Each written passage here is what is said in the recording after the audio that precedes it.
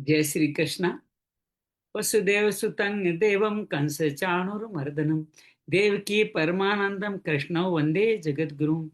आज बड़ा ही अद्भुत दिवस है। आज मोक्षदा एकादशी गीता जयंती है। जिस गीता का श्रवण मनन चिंतन हमारे जीवन में करते रहते हैं, वो आज के दिन कुरुक्षेत्र में भगवान श्री कृष्ण ने अर्जुन को सुनाई थी। विश्व के सबसे पहले और सबसे बड़े मोटिवेटर, जो आज भी सभी मोटिवेशन की जान प्राण आन बान शान कहे जाते हैं, उस भगवान कृष्ण द्वारा रचित ये गीता या उनके द्वारा गाई गई गीता हमारे जीवन का कल्याण करने के लिए सहज उपलब्ध है। संत जन इनकी टीकाओं में अनेक भाव देते हैं और हमारे कल्याण करने की प्रार्थना करते हैं। श्री स्वामी रामसुदास जी को याद करते हैं, जो अमर है, जिन्होंने साधक संजीवनी अमर ग्रंथ रच करके समस्त साधकों के लिए संजीवनी अर्थात जीवन जीने की विधा, जड़ी बूटी जो निश्चित मृत प्राय को भी जीवन दे देती है, वो संजीवनी साधक संजीवनी हम सब लोगों को प्रस्तुत की, जिसका विगत 167 दिनों से हम आपस में प्रार्थना कर रहे हैं, आपस में उसको जानने का प्रयास कर रहे हैं। आज हम त्रयोदश अध्याय के 21वें 22वें 23वें श्लोक में प्रवेश रखेंगे। नित्य क्रम जारी रहेगा, लेकिन आज आप पुनरावलोकन हम संस्कृत के श्लोकों से करेंगे। जो जो श्लोक हर अध्याय में प्रमुख है, महत्वपूर्ण है, उन श्लोकों का उच्चारण करते हुए 11वां 12वां 13वां अध्याय पूरा संस्कृत में उच्चारण करेंगे। हमारे साथ डॉक्टर पूर्णिमा जुड़ी है, अंजलि जुड़ी है, उनके साथ मिलकर के आइए हम इस पाठ को प्रारंभ करें। उससे पहले मन क्रम बचाने को इस गीता जयंती के शुभ अवसर भगवान के चरणों में लीन करते हैं। अर्धन मूलित आंखों से नासिका के द्वारों पर ध्यान रखते हुए भ्रुकुटी से आज्ञा चक्र में स्थापित होकर के गहरी लंबी श्वास भरें और छोड़ें। मूलाधार चक्र से भगवान के चरणों में अपने आप को लीन करते हैं। नमो भगवते वासुदेवाय, नमो भगवते वासुदेवाय, नमो भगवते वासुदेवाय, नमो भगवते वासुदेवाय, नमो भगवते वासुदेवाय, नमो भगवते वासुदेवाय, नमो भगवते वासुदेवाय। वसुदेव सुतं देवं कंस चाणूरमर्दनम देवकी परमानंदम कृष्ण वंदे जगद्गुरुम। श्री कृष्ण वंदे जगद्गुरुम। या देवी सर्वभूतेषु श्रीमद्भगवत गीता रूपेण संस्थिता नमस्तस्यै नमस्तस्यै नमस्तस्यै नमो नमः। या देवी सर्वभूतेषु साधक संजीवनी रूपेण संस्थिता नमस्तस्यै नमस्तस्यै नमस्तस्यै नमो नमः। गुरुर्ब्रह्मा गुरुर्विष्णु गुरुर्देवो महेश्वरा गुरु साक्षात् परम ब्रह्म तस्मै श्री गुरुवे नमः। गजाननं भूतगणाधिसेवितं कपितजम्बूफलचारुभक्षणं उमासुतं शोकविनाशकारकं नमामि विघ्नेश्वराय पादपङ्कजं, नमामि विघ्नेश्वराय पादपङ्कजं। त्वमेव माता च पिता त्वमेव, त्वमेव बन्धु च सखा त्वमेव, त्वमेव विद्या द्रविणं त्वमेव, त्वमेव सर्वं मम देव देव, त्वमेव सर्वं मम देव देव। शांति शांति शांति। आइए गीता का पुनरावलोकन आज गीता के श्लोकों से करते हैं। प्रथम अध्याय से शुरू करते हैं। जो मुख्य मुख्य श्लोक है वो हम करने वाले हैं। 11वां 12वां 13वां अध्याय अंजलि हमारे साथ बैठ के करने वाली है। आइए। ओम श्री परमात्मने नमः। श्रीमद् भगवत गीता अथ प्रथमो अध्याय धृतराष्ट्र उवाच। वहीं से गीता की शुरुआत होती है। धर्म क्षेत्रे कुरुक्षेत्रे संवेतायुत्सवः मामका पांडवाश्चैव किम कुरुत संजय। धर्म क्षेत्र कुरुक्षेत्र में भगवान धृतराष्ट्र संजय से युद्ध क्षेत्र देखने की प्रार्थना करते हैं और अर्जुन भगवान से प्रार्थना करते हैं, मैं सेना के मध्य में मुझे दिखाएं। कौटुंबिक मोह के कारण अर्जुन विषाद में आ जाता है और संजय अपने अस्त्र रख देता है। तो संजय अंतिम श्लोक में बोल पड़ते हैं। संजय उवाच है एवं नाम अर्जुन संके रथोपस्थ उपासिष्यते विसृज्य सहस्रं चापम सौक्ष्म विघ्न मानस है। और यहीं पे प्रथम अध्याय अर्जुन शादी खत्म होता है। द्वितीय अध्याय का जो प्रमुख घटना घटती है वो घटती है 8वें 7वें श्लोक में, जब अर्जुन कह बैठता है, कार्पण्य दोषोपैत स्वभाव पृच्छामि त्वाम धर्म समुढ़ चेता हे श्रेष्यानि शीतम ब्रूहि तन्मे शिष्ये अहम साधि माम त्वाम परमन्नम। मैं ज्ञान को हूं, मैं कायर हो गया हूं, मेरे गुरु बन के मुझे आप ज्ञान प्रदान करें। और भगवान फिर उसको अपने ज्ञान देने की बात कहते हुए बार बार जो श्लोक जो बहुत अद्भुत है, उन श्लोकों को जो ज्ञान योग के मुख्य श्लोक है उनको हम पढ़ने का प्रयास करें। नैनम छिदंती सहस्राणि नैनम दहति पावक, न चैनम कलिंद्यंतापो न शोष्यति मारुत है। भगवान कहते हैं आत्मा अमर अजर है, इसको तुम जान जाओ। ये तुम जान जाओगे तो तुम मुझको पा जाओगे विवेक विवेक के ज्ञान धारण के द्वारा। फिर निष्काम कर्म के बारे में 31 श्लोक से कहना शुरू करें। 3 श्लोक बहुत महत्वपूर्ण है, उनका हम वाचन करें। कर्मण्येवाधिकारस्ते मा फलेषु कदाचन माँ कर्म फल हेतु मा ते संगत सो कर्मणि। अर्थात कर्म पे अधिकार है, फल पे अधिकार नहीं, उसको ध्यान में रखते हुए तुम कर्म करो। योगस्त कुरु कर्माणि संत्यक्त्वा धनंजय सिद्धियो सिद्धियो समो भूत्वा समत्तम योग उच्यते। संभाव में आने की बात कहते हैं। और बार बार तीसरा श्लोक जो 50वां श्लोक है उसके अंदर के बुद्धि युक्तो जाति उभेश कृत दुष्कृते तस्माद् योगाय योजस योग है कर्मसु कौशलम। कुशलता से तुम युद्ध करो, यही तुम्हारे लिए कल्याणकारी मार्ग है। इसको भगवान बताते हुए हम सबको भी अपने कर्म योग की प्रेरणा देते हैं। तृतीय अध्याय में अर्जुन दोबारा पूछता है कर्म योग और ज्ञान योग में क्या श्रेष्ठ है। भगवान के दोनों ही विधाएं मेरे लिए ही कही गई, तुम नियत कर्म करो, ये कर्म करने से ही तुम्हारा कल्याण होने वाला है। भगवान इसके अंदर सबसे बड़ी बात के स्वधर्म का पालन करने की बात वो श्लोक यहाँ उठाते हैं। श्रेयान स्वधर्मो विगुण परधर्मा सोनो स्थिता स्वधर्मे निधनम श्रेयम परधर्मो भयाव है। तुम स्वधर्म का पालन को कल्याण को पा जाओगे, कामना इसमें दोषी कामना से मुक्त हो जाओ। चतुर्थ अध्याय में ज्ञान क्रम संन्यास योग में भगवान निष्काम क्रम का इतिहास बताते हैं। और जो महत्वपूर्ण श्लोक आप सब जानते हैं कि मैं जन्म क्यों लेता हूँ। यदा यदा ही धर्म से ग्लानिर्भवति भारत है अभ्युत्थानम अधर्म से तदात्मनम सर्जामिम। उस जन्म लेके करता क्या हूँ, परित्राणाय साधूनां विनाशाय च दुष्कृतम धर्म संस्थापनार्थाय संभवामि युगे युगे। कहते मेरे जन्म क्रम दिव्य है, जो जान लेता है मुझको पा जाता है। 12 यज्ञ युगों की बात करते हुए योग में स्थित रहने की बात करते हैं। पंचम अध्याय में अर्जुन फिर पूछता है दोनों में श्रेष्ठ कौन है। भगवान कहते हैं दोनों ही श्रेष्ठ है, लेकिन जो कर्म योगी है वो ज्यादा कल्याण के मार्ग को बहुत आसानी से पा जाता है, वो अंतरात्मा से सुखी होता है और सभी भोगों से मुक्त करके। तो अंतिम श्लोक को पढ़ते हैं जिसमें लिखते हैं भोक्तारं यज्ञ तपसाम सर्वलोक महेश्वरम शूर्धम सर्वभूतान ज्ञातम शांतिम रिचति। वो सभी यज्ञों का भोक्ता बन के अर्थात सेवा कार्य करके सर्वलोक महेश्वर को जान जाता है। अपने सबको मित्रता में सर्वभूतों मित्रता का व्यवहार करते हुए वह नैष्ठिकम शांति को प्राप्त करता है। छठा अध्याय भगवान कहते हैं जो कर्म फलों में आसक्त नहीं है वो आत्मा का उद्धार करता है और आत्मा का कल्याण करके वो सब में समदर्शी हो जाता है। भगवान यहाँ पे जिस ध्यान करने की प्रेरणा देते हैं उसका महत्वपूर्ण सूत्र है युक्ताहार। युक्ताहार विहारस्य युक्तचेष्टस्य कर्मसु यक स्वप्नावबोधस्य योगो भवति दुःखः। इस तरह भगवान कहते हैं कि इस तरह से जो कार्य युक्ताहार करके मेरा भजन करता है वो मुझको पा जाता है, इसमें कोई संशय नहीं है।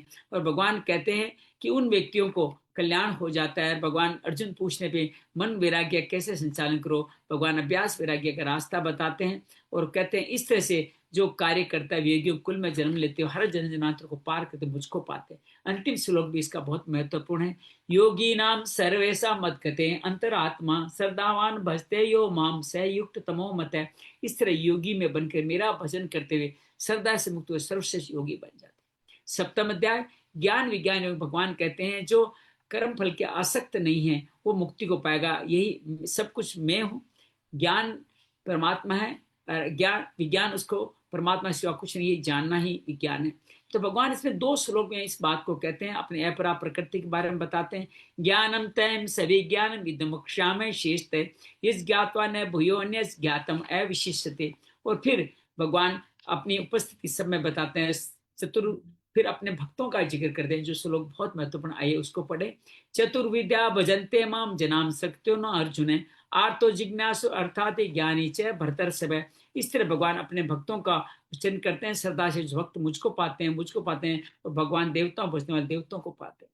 8वां अध्याय अक्षर ब्रह्म योग में भगवान अर्जुन के सभी सवालों का जवाब देते हैं। अक्षर ब्रह्म, अखिल ब्रह्म, अध्यात्म कर्म अधिज्ञ, और अंश में मेरा स्मरण करने वाले मुझको पाते हैं। और यहाँ अपना परिचय देते हैं। 9वां श्लोक जो राम सुखदास जी की स्तुति में भी दूसरा श्लोक है, पहला था दूसरे अध्याय का 7वां श्लोक, अब 8वें अध्याय का 9वां श्लोक।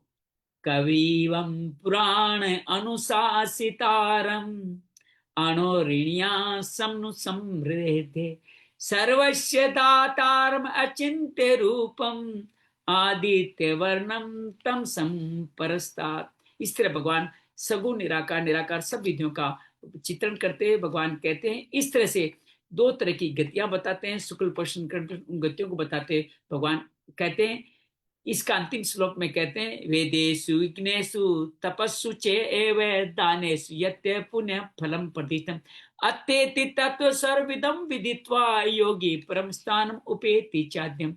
वेद यज्ञ दान तप के सभी फलों, पुण्य फलों का जो मुझको समर्पण अतिक्रमण कर जाते हैं, मुझको जान जाते हैं।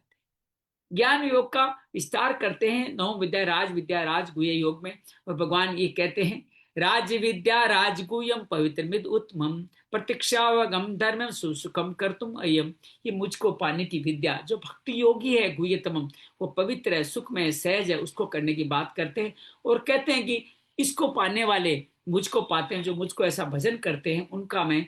ये 22वां श्लोक बहुत अद्भुत है, इसको जीवन में धारण करते हैं।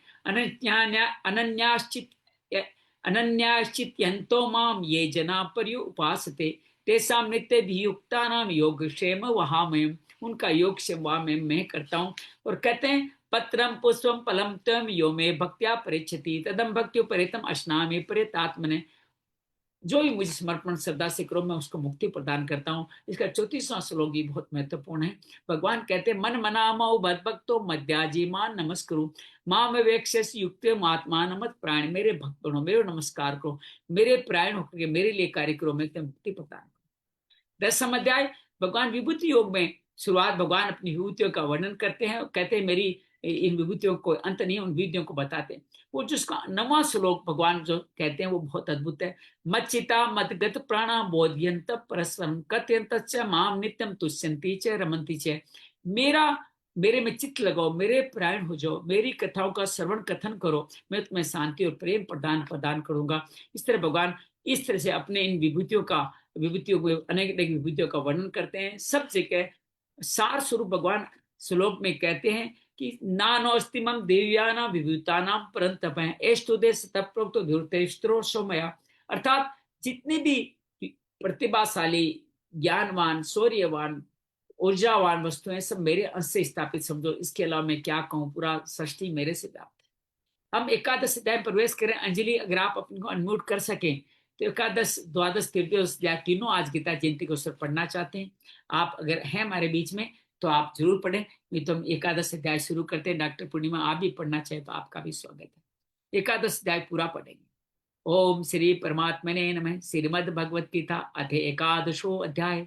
अर्जुन उवाच मद अनुग्रहाय परमं गुह्य अध्यात्म संजितम् यत्त्वयोक्तं वचस्तेन मोहो एवं विगतो मम भावपयो हि भूतानां श्रुतो विस्तरसो मया तत्त्वकमल पत्राक्षर महात्माम् अपि च अव्ययम् एवमेतत् आथत्वम् आत्मानं परमेश्वर द्रष्टुमिच्छामि ते रूपम् ईश्वरं पुरुषोत्तम मन्यसे यदि तच्छ्रे मया दृष्टुम् इति प्रभो योग्यस्ततो मे त्वां दर्शया आत्मन अव्ययम्। श्री भगवान वाच पश्चिम पार्थ रूपाणि सत्सोत्सहस्रस्य नानाविधानि दिव्यानि नानावर्णाकृतीनि च पश्यान् आदित्यन् वसु रुद्रान् अश्विनो मरुतस्ता भरतश्च पूर्वाणि पश्चात् आश्रयाणि भारत ये कसम जगस्कं पश्चात् सचराचरं मम देहे गुडाके से इच्छान् द्रष्टुम् इच्छसि न तुमां सक्षे द्रष्टुम् अनन्येव सो चक्षुषा दिव्यं ददामि ते चक्षु पश्य में योग में श्रम। अर्जुन कह रहे मेरे अनुग्रह करके मुझ में, ओके, इट्स ओके पूर्णिमा। अर्जुन कहते हैं कि मुझ पे कृपा करके अपनी जो विभूतियां बताए उनके दर्शन कराई। भगवान कहते हैं विभूति अनंत है, विश्व रूप दर्शन कराइए। अर्जुन, भगवान कहते हैं मेरे अनेक रूपों को देखो, मेरे में आदित्य, रुद्र, विष्णु, शंकर देव, लेकिन तुम चरम चक्षु उसको देख ही नहीं सकते, मैं दिव्य चक्षु प्रदान करता। अब अर्जुन को दिव्य चक्षु मिलते हैं और संजय कह बैठता है, कह उठता है, ए मुक्ता ततो राजन महायोगेश्वरो हृदर्श्यामार्स पार्थ प्रथम रूपम एसम अनेक वक्त नयनम अनेका अद्भुत दर्शनम अनेक दिव्याभरण दिव्या अनेकोत आयुधम दिव्यामाल्याम्बरधरम दिव्य गदानुलेपनम सर्वाश्चर्यमयम देवम अनंत विश्वतो मुखम दिव्य सूर्य सहस्र भवे दुःखपदुत्थिता यदि भासदसि साक्षात् भासस्य महात्मने तत्रेकस्सं जगत्कृष्णं पविभक्तम् अनेकदा अपश्य देवदेवस्य शरीरे पाण्डवस्तदा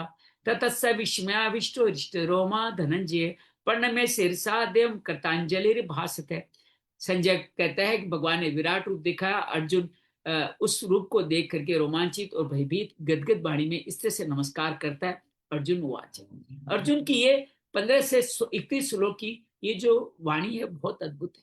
भगवान अर्जुन कहता है, अर्जुन वाच है, पश्चामि देवास्त देव देवे सर्वास्तथा भूत विशेष संगम परमाणम ईशम कमलासनस्तम ऋषि सर्वानुरंगाश दिव्याम अनेक बाहुद्र अनेक बाहुद्र वक्त्र नेत्रम पश्यामि त्वाम सर्तो अनंत रूपम नान्तम न मध्यम न पुनस्तवादिम पश्यामि विश्वेश्वर विश्व किरीटिनं गदिनं चक्रिणं च तेजो राशि सर्वतो दीप्तिमन्तम् पश्यामि त्वां दुनिरीक्षं समन्तात् दीप्तानलार्कद्युति परमेहम् त्वम् अक्षरं परं वेदि त्वमस्य विश्वस्य परं निधानम् त्वम् अव्यशाश्वतरं गोप्ता स्नातः स्वं पुरुषो मतो मे अनादि मध्याम अनंत वीर्यम अनंत भावम शशि सूर्य नेत्रम पश्यामि त्वां दितहुतास्य वक्तम स्वतेजसा विश्वमिदं तपन्तम धवा पृथिव्यो दमंत्रम ही व्याप्तम त्वकेन्द्रिसत् सर्वा दृष्टाद्भुतं रूप उग्रं तवेदं लोकत्रयं प्रवर्तितं महात्मम् अमी त्वां सुरसंगा विशन्ति केचित् गीता प्राञ्जलियो गृह्णन्ति स्वस्तियुक्ता महर्षि सिद्ध संगा स्तुति त्वां स्तुतुभिः पुष्कलाभिः रुद्रा आदित्य वसवो ये च साध्या विश्वेशिनो मृतस उष्मा पश्य गंधर्वेक्षासुर सिद्ध संगा विक्षन्ते त्वां विस्मता से सर्वे रूपम महते भवक्त नेत्रम महाबालो बहुबाहुरुपादम बहुधरम बहुदृष्टा करालम दृष्टा लोका प्रवस्थिता तथाहम नभस्पर्शम दीप्य अनेक वर्णम व्यतानम दीप्त विशाल नेत्रम दृष्टामि त्वां पृथ्व्यांतरात्मा धृतिम न विन्दामि समं सर्वञ्च विष्णु दृष्टा करालानि चते मुखानि दृष्टे कालानल सन्निभानि दिशो न जाने लभे च सर्मे प्रसिद्ध देवे जगन निवास अमी च त्वां दशरासस्य पुत्रा सर्वे सर्वे वा निपाल संगे भीष्मो द्रोण सुतुर्पथुस्तथासु ससादिरिमे पे योद्ध मुखे वक्त्राणि त्वर्माणा विसन्ति दृष्टा करालानि भयानकानि केचित् बिलग्रा दसंतरासु सदस्ते चूणी तिरुत उत्मांगे यथा नदीनां बहो अम्बुवेगा समुद्रवामी बुखा तरवन्ति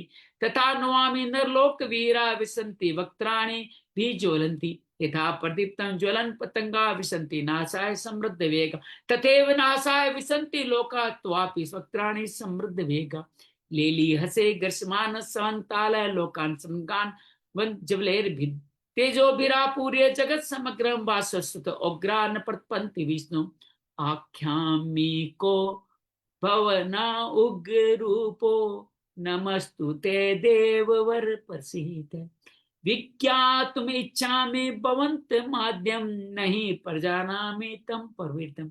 अर्जुन भूत भविष्य देख करके आक्रांत होता है, भयभीत होता है, भगवान को नमस्कार करके पूछता है आप कौन हो, अपना परिचय दीजिए। श्री भगवान वाच है, कालोस्मि लोकक्षय प्रवर्धो लोकान समाप्रतो निह प्रवर्तय ऋतेऽपि त्वां भविष्यन्ति सर्वे ये वस्थितान् प्रत्यकेषु योधा तो स्वाम उत्तिष्ठ यशो लभस्व जित्वा शत्रुन्भुङ्गस्व राज्यं समृद्धम् मयैवेते निहिता पूर्वमेव निहितमात्रं भव सविशाचिन् प्रोणं भीष्मं च दैत्यरन्त कर्ण यथान्यानपि योद्धवीरान् ममाहतास्त्वं जयिमावेतिश्च युधेषु जेतासि रणे सहपत्नाम्।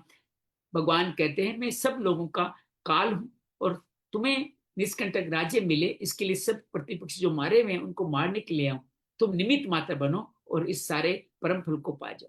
संजय कहता है एतत् संजय उवाच एतत् श्रुत्वा वचनं केशवे कृताञ्जलि वेपना किरीटी नमस्कृत्वा भूय एवाय कृष्णं सद्गतं भीत भीतम प्रणम्य। अर्जुन भयभीत होकर के नमस्कार करते हुए अब ये कहता है, अर्जुन वाच है स्थाने ऋषिकेश तव प्रकीता जगत प्रसय अनुरज्यते चे रक्षांसि बिताने दिशो द्रवन्ति सर्वे नमस्यति च सिद्ध संग कस्मास्ते नम्रेत महात्मन गरिष्य ब्रह्मणो अप्यादि कत्रे अनंत देवे जगन निवास त्वम अक्षरम सत सत परम यते त्वम आदि देव पुरुष पुराण त्वमस्य विश्वस्य परम निधानम वेतासि वेदं च परम च धाम त्वया ततं विश्वानंत रूप है वायुर्यमो अग्निवरुणो शशांकं प्रजापति स्वं पर पितामहस्य नमो नमस्तेस्तु सहस्रकृत पुनश्च भूयोऽपि नमो नमस्ते नमः पुरस्तात् तत्पृष्ठस्ते नमोऽस्ते ते सर्वत एव सर्वे अनंत विक्रिया अमित विक्रम स्वं सर्वं समाप्नोसि ततोसि सर्व सकेति मत्वा परसम युदुक्तम हे कृष्ण हे यादव हे सकेति अजानता महिमानं त्वेदं मया प्रमादात् प्रणयेन वापि इच्छावासार्थं कृतोऽसि विहारशय्यासन भोजनेषु एको अथवा अप्याच्युत तत्समक्षं तत्क्षामये त्वाम् अहं परमे अपरमेयं पितासि लोकस्य चराचरस्य त्वमस्य पूज्यस्य गुरुर्गर्यां त्वसमस्त वैदिक कुतो न लोकत्रय अप्रतिम प्रभाव तस्मात् प्रणम्य प्रणिधाय कायं प्रसादे त्वामम् ईशम् ईड्यम् पितेव पुत्रस्य सखेव सख्यु प्रिय प्रियारसि देव सोढुम् अदुष्ट पूर्व स्तोस्मि दृष्टा भयन च प्रवेथितं मनो मे तदेव मे दर्शय देव रूपं प्रसिद्ध देव जगन् निवास किरीटिनं गदिनं चक्रहस्तं दृष्ट्वामि त्वां द्रष्टुमहं तथैव तेनेव रूपेण चतुर्भुजेन शस्त्र भावो भविष्यमूर्ते। अर्जुन भयभीत होकर के भगवान से चतुर्भुज रूप देखने की प्रार्थना करता है और भगवान कहते दिखाते हुए कहते हैं श्री भगवान वाचे मया पर्शन तवार्जुनम इदम रूपम परम दर्शिम आत्मयोगा तेजो में विश्व अनंतमादम यन्मे त्वदेन दृष्ट पूर्वम न वेद यज्ञा अध्ययन नयन दानेन च किर्याभिर् तपोभिर् उग्रे एवं रूपम सक्यम अहं निर्लोके दृष्टुम त्वदेन कुरु प्रवीर माते वेथा माचे विमूढ़ भावो दृष्टाम रूपम गौरमिदंग मेदम वे पेदि पीतपना पुनस्तम तदेव में रूपमिदम पपस्ये। भगवान कहते हैं मेरी रूप को भयभीत मत हो, ये रूप वेद यज्ञ ध्यान तब किससे देखा जाना संभव नहीं है। संजय कह उठता है संजय वाल इत्यार्जुन वासुदेव स्वकम रूपम दर्शयामास भूय आस्वामाश्च भूभीत बेनम भूत्वा पुनः सौम्य प्रु महात्मा। इससे भगवान वासुदेव के वचन सुनकर के अर्जुन को आश्वासन मिलता है, उनका चतुर्भुज सौम्य रूप देखे वो शांत हो जाता है। अर्जुन कहता है दृष्ट्यमानुषं रूपम तम सौम्यम च जनार्दन इदानीम अस्मि सज्जता प्रकृतिम गत मैं शांति को प्राप्त हो गया। तो भगवान कहते हैं श्री भगवान वाच सुदूरसमिदम रूप दृष्टवानसी जन्म में देवापश्य रूपस्य नित्यम दर्शन कांक्षिण न वेदेन तपसा न दानेन चेज्य शक्यम एवं विदो दर्शन दृष्टवानसी माम मायम यथा भक्त्वा त्वं न्यासक्य संविदो अर्जुने ज्ञातुम दृष्टुम च तत्त्वेन परवेष्टुम च परन्तवे मत कर्म कन मत परमो मत भक्त संग वर्जित है निर्वेशर भूत जैसे मामेति पांडव है। भगवान कहते हैं कि मेरा ये रूप देवता भी देखो ललायत रहते वेज्ञ दान धप से नहीं देखा सकता, अनन्य भक्ति इसको दे सकते हैं। मेरे लिए कर्म करो, मेरे लिए भक्त हो, निर्वेर सब में संग वर्जित करके आसक्त तो कि मेरा पाओ तो मुझको पा जाओगे। ओम तत्सदिति श्रीमद्भगवद्गीतासु उपनिषत्सु परम विद्यायां योग शास्त्रे कृष्णार्जुन संवादे विश्व रूप दर्शन योग नाम एकादशोध्याय श्री कृष्णार्पणमस्तु। द्वादश अध्याय भक्ति योग। भगवान के अनन्य भक्ति का जिक्र 55वें श्लोक में करने पे अर्जुन पूछ बैठता है श्री परमात्मा ने इनमें श्रीमद्भगवद्गीता द्वादशो अध्याय अर्जुन वाच है एवं सतत युक्ता पूरे भक्ति भाव से इसका ग्रहण करें। पढ़ रहे हैं तो पढ़े, नहीं तो आंख बंद करके इस भाव को ग्रहण करने का प्रयास करें। भगवान का गुह्यतम ज्ञान भक्ति योग हमारे सामने। अर्जुन वाच है एवं सतत युक्ता भक्ता स्वाम उपासते ये चाप्य अक्षर अव्यक्तम तेसाम के योग वित्तमा। अर्जुन पूछता है सगुण साकार निर्गुण निराकार में श्रेष्ठ कौन है। अब भगवान यहाँ से लगातार इन्हीं बातों को पहले भक्ति योग फिर ज्ञान योग बताएंगे और फिर त्रिगुणों के बारे में बताएंगे। 14 अध्याय तक चलेगा। श्री भगवान वाच है मया वेश्य मनो ये मान नित्य युक्ता उपासते सर्दया प्रयोगता ते में युक्त तमामता ते त्वक्षम निर्देशम अव्यक्तम पर्युपास्ते शनि सर्वत्र चिंतन च कूटस्थम अचलम धर्म शनिमेन्द्रिये ग्राम सर्वत्र संभूतिये त्रे प्रापमंत्री मामेव सर्वभूति तेरथा क्लेशो अग्रस्तेषाम अव्यक्ता सक्तेषाम अव्यक्ता ही गतित्वं देवद्भिर्वाप्यते। भगवान कहते हैं कर्म भक्ति योगी श्रेष्ठ है। निर्गुण निराकार के जीवन देहाभिमान के क्लेश बढ़े हैं। वो समस्त इंद्रियों में ध्यान के सब भूत मेरा चिंतन करते हुए सब भूतों में सब प्राणियों में प्रीति भाव रखते समदर्शी भाव रखे वो सिद्ध होता है, लेकिन देहाभिमान का अक्सर होता नहीं। फिर भगवान फिर भक्ति योग का जिक्र करते करते हैं, ये तो सर्वाणि कर्माणि मयि सन्न्यस्य मत्परा अनन्येव योगेन माध्यायन्तु उपासते तेषां समुद्रता मृत्यु संसार सागरात् भवामि निश्चात् पार्थ मया आवेशि चेषा मय्येव मन आदस्य मयि बुद्धि निवेश्य निवसिष्यसि मय्येव अर्थ ऊर्ध्वं संशय अचित्तम समाधातु न शक्नोषि मयि स्थिरम अभ्यास योगेन तो मामिच्छापतुं धनंजय अभ्यास पै समर्थोषि मत्करम परमो भवे मदत्तम अपि कर्वाणि कुर्वन् सिद्धिं वाप्स्यसि अथेतप्य शक्तोषि कर्तुं मद्योगमास्ते सर्व कर्म फल त्यागं ततः कुरु यथात्मा श्रेयो ज्ञानं व्यासाजं ज्ञानाद्यानं विशिष्टते ज्ञानात् कर्म फल त्यागात् शांति अनंतरम। भगवान अपने भक्तों को मृत्यु संसार मुक्ति से बात करते हैं। समर्पण, अभ्यास योग, मेरे लिए कर्म करना, कर्म फल का त्याग के योग 4 योग बताते हैं और कहते हैं अभ्यास से ज्ञान योग श्रेष्ठ है, ज्ञान से ध्यान योग, ध्यान से कर्म फलों का त्याग श्रेष्ठ है जो तुरंत शांति को प्रदान करता है। 13 से 19 श्लोक में भगवान भक्त सिद्ध भक्त के 39 लक्षणों का वर्णन करते हैं। आइए उनका बड़े श्रद्धा भाव से चिंतन करें। अद्वेष्टा सर्वभूतानां मित्र करुण एव च निर्ममो निरंकार समदुख सुख क्षमी संतुष्ट सतत योगी यथात्मा दृढ़ निश्चय मयर्पित मनोबुद्धिर्यो मद्भक्त समय प्रिय स्मानो द्विस्ते लोको लोकानो उद्विस्ते चये हर्षामर्ष भयो उद्गेर मुक्तो यह सच में प्रिय अनपेक्ष सुचीर्दक से उदासीनो गत व्यथ सर्वारम परित्यागी यो मद्भक्त समय प्रिय यो न रिष्यति न द्वेष्टि न शोचति न कांक्षति शुभाशुभ परित्यागी भक्ति मान्य समय प्रिय है समशत्रोच मित्रोच तथा मानपमान्यो चित्तोक्षण सुख दुखेषु समक्षंग विवर्जिते तुल्य निंदा स्तुतिर्मोनि संतुष्टो येन केनिच अनिकेत स्थिर मित्र भक्तिमान में प्रियो नर। भगवान 39 लक्षणों का वर्णन करते हैं जो अद्वेष, मुख्य रूप से राग द्वेष हर्षना काम और सभी कर्मों का त्यागी अर्थात पंच क्लेश की बात करते हैं। अविद्या अस्मिता राग क्लेश अभिनिवेश की बात करते हैं और कहते हैं जो सब भाव में समभाव रखता हो, जो अपेक्षा से रहित हो, जो चतुर हो, मेरा भजन करने के लिए चतुर हो, तुल्य निंदा स्तुति में संभव हो, जो मकान घर में प्रेम न रखता हो अर्थात उन पर आसक्त नहीं हो, स्थिर बुद्धि वाला भक्त मुझे प्रिय।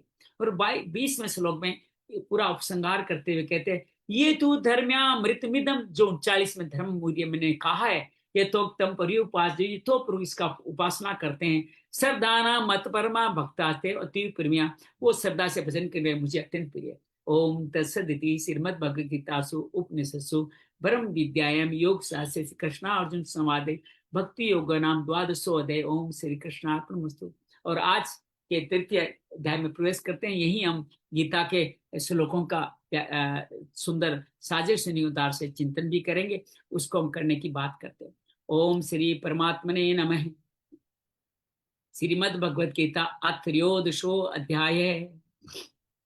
श्री भगवान वाच इदं शरीरं कौन्ते क्षेत्रम् इति अभिधीयते एतद्यो वेति तं प्राहुः क्षेत्रज्ञ इति तद्विदः क्षेत्रज्ञं च अपि मां विदीश्वर क्षेत्रेषु भारते क्षेत्रज्ञ यो ज्ञानं यत् ज्ञानं मतं मम तत् क्षेत्रं यद्विकारी यतश्चियत् स च तु यत् प्रभावः तत्समासेन मे शृणु। श्रीर्भि बहुधा गीतं छन्दोभिः विविधो पृथक् वरं सुतपदेश्चैव हेतु मद्भिर्विनिश्चिते महाभूतेन अहंकारो बुद्धिर अव्यक्तमेव च इंद्रियाणि दशेकञ्च पंचेन्द्रिये गोचरा इच्छा द्वेष सुखं दुःखं संघाशितेतना धृति अत क्षेत्रं समासेन सविकारम उदाहृतम। भगवान कहते हैं इदम शरीर है, ये जो शरीर है क्षेत्र है और शरीर को जो जानता है, जो शरीर में रहता है पराशक्ति परमात्मा, वो क्षेत्रज्ञ है।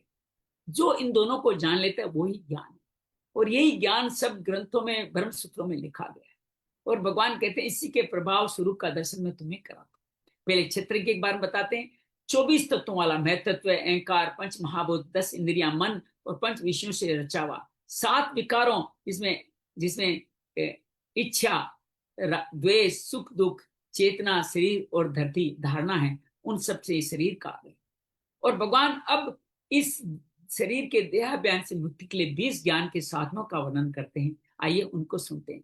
अमानितम अदम्भितम अहिंसाशांतिर आर्जवम आचार्योपासनम शोषम स्थिरम आत्मविनिग्रह इंद्रियार्थेषु वैराग्यम अनंकार एव च जन्म मृत्यु जरा व्याधि दुख दोषानुदर्शन असक्ति न भयस्विंगम पुत्रदार ग्राही दिशु नित्यम च समचित्तत्वम दृष्टात् इष्टा अनिष्टो उपत्तिषु मयि चानन्य योगेन भक्तिर्व्यभिचारिणी विवेक देश सेवितम अरितिर्जन संसति अध्यात्म ज्ञान नित्यत्वम तत्व ज्ञानार्थ दर्शनम एतज् ज्ञानमिति प्रोक्त अनन्य यद्यतो अन्यथा। भगवान इस तरह से 20 साधनों का बताते हैं, जिसके अंदर शुरुआत करते हैं दिखावटीपन से, न होना, दंभ न होना, अहिंसा, शांति, क्षमाशीलता, सरलता, गुरु सेवा, पवित्रता, मन की स्थिरता, बुद्धि की स्थिरता, इंद्रियों में वैराग्य, अनंकार, जन्म मृत्यु जरा व्याधि में दुख दोषों का दर्शन करने वाला, जो आसक्ति रहित हो, पुत्र मकान स्त्री आदि में नित्य आसक्त रहे, जो नित्य समचित्त मेरे में लगाए, जो इष्ट अनिष्ट के प्रति समभाव रहे, जो अव्यभिचारिणी भक्ति के द्वारा मुझ में अनन्य भक्ति करे, जो संग दोष न करे, अर्थात किसी का संग अच्छा न, एकांत में रह के मेरा शयन करे, अध्यात्मिक ज्ञान में नित्य बना रहे, सब भूतों मुझे दे तत्व ज्ञान को पा जाए, ये सब ज्ञान है। इसके अलावा सब कुछ अज्ञान। 20 साधन बताते हैं और भगवान फिर ज्ञेय और ज्ञान्य योग्य ज्ञेय का परिचय देते हुए ज्ञेयम ज्ञाय उसकी विधि का परिचय देते हैं 12वें श्लोक से। ज्ञेयम तत्प्रक्षामि यद्गामृतम अश्नुते अनादिमत परम ब्रह्म सत न सत न असत उच्यते सर्वतपाणि पादं तत्सर्वकोशिशिरो मुखं सरस्वतीम इल्लोके सर्वम आवर्त्य तिष्ठति सर्वन्द्रिय गुणाभासं सर्वेन्द्रिय विवर्जितम् अस्ति सर्वं वच्य निर्गुणं गुण प्रोक्तु च वैरितंश्च भूतानाम् अचरं चरम एव च सूक्ष्म आत्मदविज्ञान दूरस्थं च अन्तिके च तत् अविभक्तं च भूतेषु विभक्तमिव च स्थितं भूत उच्यते तज्ज्ञान दृष्टिष्णु पर विष्णु ज्योतिषामि तज्ज्योति तमसं परम उच्यते ज्ञानं ज्ञान सर्वस्य स्थितम् इति क्षेत्रता ज्ञानम ज्ञेयम चोक्तम समासतः मद भक्त एत दिग्जाय मदवायो उपपद्यते। भगवान इन 7 श्लोक में अपना परिचय देते हैं, जो ज्ञेय है, जिसको जानना है। वो कहते हैं पहले सगुण निराकार, सगुण निर्गुण निराकार, सगुण निराकार तीनों भावों से बनाते हैं। अनादि ब्रह्म है, जो सत्य असत दोनों से परे, जो सब प्राणियों में सब इंद्रियों में विभाजित है, जो गुणों के भोक्ता होने के बाद भी गुणों से रहित है, जो सब इंद्रियों को प्रकाशमान देते हुए इंद्रियों से रहित है। भगवान कहते हैं वो सभी का पालन पोषण करते हुए आसक्ति से रहित है। वो इस तरह से सभी भूतों में रहकर सूक्ष्म के दूर से दूर है, सूक्ष्म से सूक्ष्म है। वो अभिव्यक्त है, ब्रह्मा विष्णु महेश सबका पालन करता है। वो ज्योति समान है और वो ज्ञान भी वही है, उस ज्ञेय भी वही है और उसका फल ज्ञान गम्य भी वही है। यही सारा क्षेत्र ज्ञान ज्ञेय मैंने तुम्हें इसमें बताया, और जो मेरे भक्त इसको जान जाते हैं वो मुझ में स्थित हो जाते हैं। भाई भगवान 19 श्लोक से प्रकृति और पुरुष का वर्णन प्रारंभ करते हैं। प्रकृतिम पुरुषम चैव विद्या अनादि उभाव विकारांश गुणाश्च विधि प्रकृति संभवान कार्यण कर्तृत्व हेतु प्रकृतिर उच्यते पुरुष सुख दुखाना भोक्तत्व हेतु उच्यते पुरुष प्रकृतिस्थो ही भुक्ते प्रकृति जान गुणा कारण गुणों संगो सद्योजिनी जन्म सु। हमने 20 श्लोक तक कल पढ़ा था। किस श्लोक का भावार्थ करते हुए हम आगे बढ़ेंगे। भगवान कहते हैं प्रकृति पुरुष दोनों मुझको ही जान। ये शरीर क्षेत्र प्रकृति है और क्षेत्रज्ञ अर्थात पुरुष है। इसको शरीर के रूप में कहा गया। समस्त विकारों के साथ गुणों के साथ ये प्रकृति कही जाती है और पुरुष इन गुणों विकारों से रहित है। कारण कर्तृत्व हेतु प्रकृति रुचित। ये जो बाह्यकरण अंतःकरण है, बाह्यकरण मतलब 10 इंद्रियां और मन, और अंतःकरण में मन भी आता है, मन बुद्धि चित्त अहंकार भी आते हैं। ये सब कारण है और कार्य वो है जो पंच महाभूत पंच विषयों के अधीन होकर करते हैं। लेकिन पुरुष सुख दुखा नाम भुक्त हेतु रुचिते। पुरुष अर्थात जो परम पिता परमेश्वर है, वो इनके सुख दुख से में सुख दुख उस परम पिता पुरुष के कारण ही अनुभव होते हैं। अर्थात शरीर में सुख दुख होते ही नहीं। जब हम शरीर को परम पिता ईश्वर के साथ जोड़ लेते हैं तब हम दुखी सुखी होते हैं, अर्थात स्वयं के द्वारा सुखी दुखी होते हैं। इसका सुंदर वर्णन भगवान ने किया है। आइए 21 श्लोक से आज का अध्ययन प्रारंभ करते हैं। गुरुदीप जी हमारे साथ जुड़ चुके हैं। आइए 21 श्लोक से प्रारंभ करते हैं। पुरुष प्रकृति स्तो ही भुक्ते प्रकृति जान गुणान से सद्योजी जन्मसी। अब एक एक शब्द का उदाहरण करेंगे। प्रकृति स्थित, प्रकृति में स्थित पुरुष, जो जीव है, जो जीवात्मा है, जिसको क्षेत्र के का, जिसको परा प्रकृति का, वो ही प्रकृति जन्य, प्रकृति जान, प्रकृति जन्य गुणों का भोक्ता बनता है। ये जो सत्व रजस तमो का जो राग द्वेष आदि कार्य करते हैं, उसका भुगतान किसको करना पड़ता है? परम पिता ईश्वर को। पिता गलत हरकत कराता है, भुगतान कौन करता है? बेटा गलत हरकत करता है, भुगतान कौन करता है? पिता करता है। और भगवान कहते हैं गुण संग से, गुणों का संग ही, ये जो गुणों के संग के कारण ही ये जीव भी, परमात्मा भी विलीन मलिन हो जाता है। सद्य जन्यो, सद्य जन्मो, सद सद सद्योनि जन्म से, ऊंच नीच योनियों में कारणम, जन्म लेने का कारण बनता है। यहाँ त्रिगुणों की कार्य से ले आइए, जो 14 अध्याय तक चलती रहेगी। पुरुष प्रकृति तो ही भुगते, प्रकृति जान गुणा। भगवान के वास्तव पुरुष प्रकृति में स्थित है ही नहीं। ये प्रकृति पुरुष की है, लेकिन पुरुष प्रकृति में स्थित है नहीं।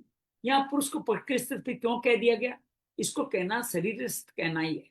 प्रकृति में शरीर में स्थित है।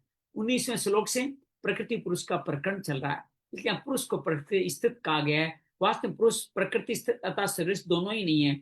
अपने को स्वस्थ न मानने से, अर्थात स्वयं में अपनी स्थिति का जब अनुभव नहीं करने से ही हम अपने को शरीरस्थ मान लेते हैं, अपने आप को पुरुष को भी शरीरस्थ मान लेते हैं। परंतु जब ये प्रकृति शरीर के साथ तादात्म्य कर शरीर को मैं और मेरापन मान लेता है, तब प्रकृति में स्थिर कहा जाता है। ऐसे प्रकृति पुरुष ही गुणों के द्वारा रचित अनुकूल परिस्थिति को सुखदायी दुखदायी मानकर अनुकूल परिस्थिति आने पर सुखी होता है और प्रतिकूल परिस्थिति आने पर दुखी होता है। ये पुरुष का प्रकृति जन गुणों का भोक्ता बनना है। ये पुरुष का प्रकृति के अपना मान लिया सुख दुख को अनुकूल परिस्थिति, तो भोक्ता कौन बना? पुरुष बन गया, जो आपका कल्याण करे भगवान। जैसे मान लो किसी घर में कोई मेहमान आया हुआ बैठा है और आपने कोई ऐसी लड़ाई कर ली कि मेहमान को भी इन्वॉल्व होना पड़ गया। ये सुख दुख राग द्वेष ये सब क्या है? हमारे लड़ाइयां हैं। तो इनके अंदर जो आया हुआ मेहमान अर्थात जीव पुरुष है, वो भी इसमें इन्वॉल्व हो जाता है।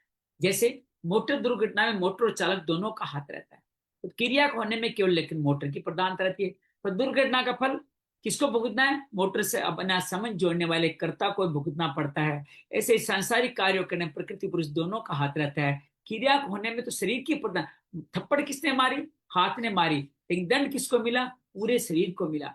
और सुख दुख फल शरीर से अपना समझ जोड़ने वाले पुरुष को भी फल भोगता है। अगर वो शरीर के साथ अपना समझ न जोड़े और संपूर्ण क्रियाओं को प्रकृति द्वारा ही होती हुई माने, तो उन क्रियाओं को फल भोगने वाला नहीं।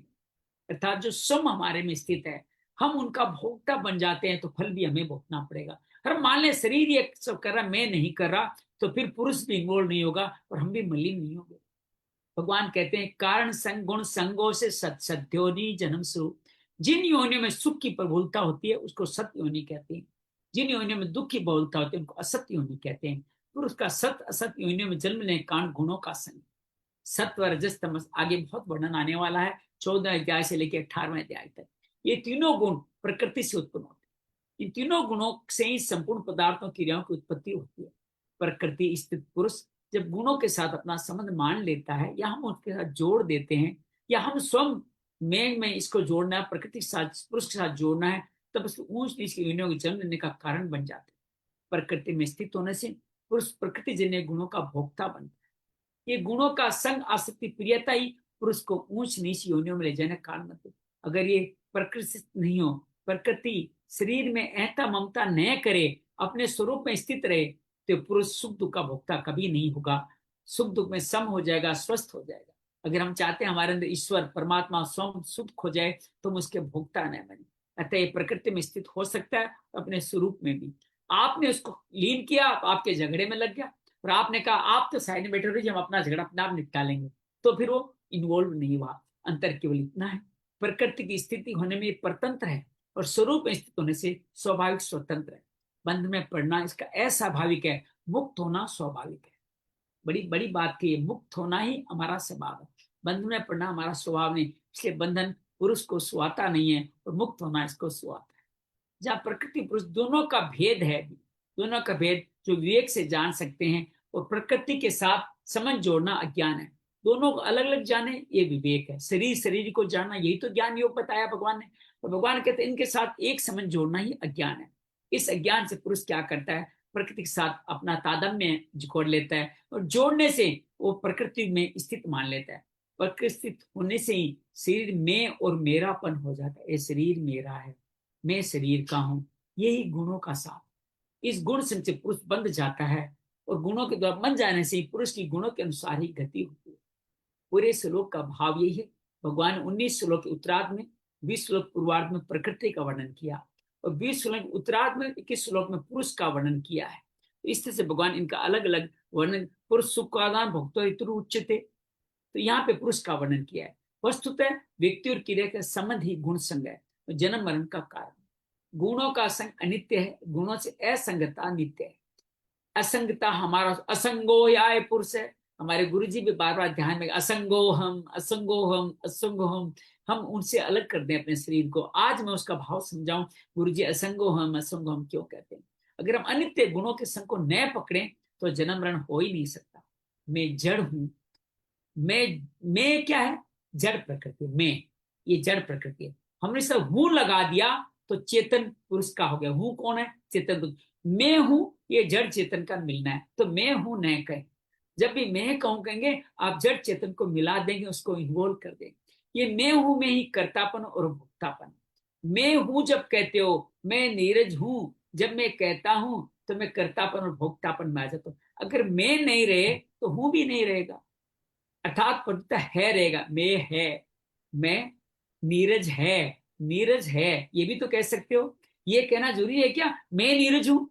मैं नीरज हूं कहा तो आपने पुरुष को अपने साथ इन्वॉल्व कर लिया, फिर आप जड़ को चेतन से इन्वॉल्व करके उसको आपने जन्म जन्मांतर के सिलसिले में डाल दिया। हर एक व्यक्ति के हाँ ये काम हुआ है, ये भी कहना जरूरी है कि मेरे द्वारा हुआ है। ये भी तो कह सकते हो हाँ ये काम हुआ है।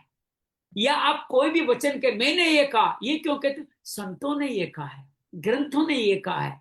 ये जब काम आपने किसी का इलाज किया मर्म चिकित्सा से, मैंने इलाज किया, अरे आपने कहाँ किया है, महापुरुष मंत्र ने मर्म चिकित्सा ने किया है। ये इलाज इनका महापुरुष मंत्र की कृपा से हुआ है। जब जब ऐसा भाव लगाएंगे तब आप मैं हूं में इन्वॉल्व नहीं होंगे, अर्थात मैं नहीं रहे तो हूं भी नहीं रहेगा, प्रत्युत हे रहेगा। हो रहा है, इट्स बीइंग, इट्स हैपनिंग, ये मान लें तो रिश्ता नहीं जोड़ेगा। जैसे लोहे और अग्नि में संबंध न रहने से लोहा पृथ्वी पर रहता है और अग्नि निराकार अग्नि तत्व में लीन हो जाते हैं, लेकिन दोनों को मिला दो तो रूप परिवर्तन हो जाएगा। ऐसे ही अहम तो प्रकृति में लीन रहता है, मैं हूं ऐसे है में विलीन हो जाता है में कर्तापन भोक्तापन नहीं है। तात्पर्य है भोगों में हूं खींचता है नहीं खींचता। यही आज का सार है, सब समझ लें। भोगों में हूं खींचता है नहीं खींचता। हूं का इस्तेमाल न करें, है का इस्तेमाल के बहुत बार दीजिएगा।